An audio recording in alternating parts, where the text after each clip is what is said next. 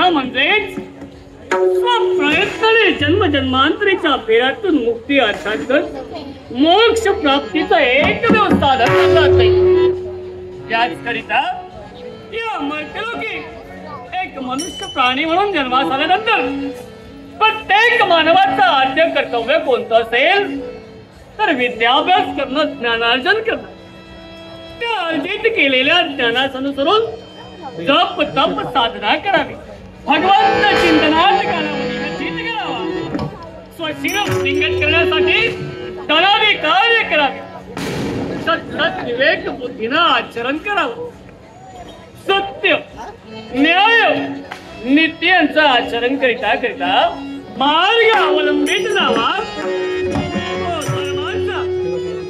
अरे हे जर का त्या मनुष्य प्राण्याचा हात तो वावरतोय तो या मर्त्यलोकी मानवाच्या रूपाने केवळ इंद्र पशु होय हे आम्ही जाणीलं। आमच्या गुरुकृपायोगी आमच्या गुरुने दिलं ते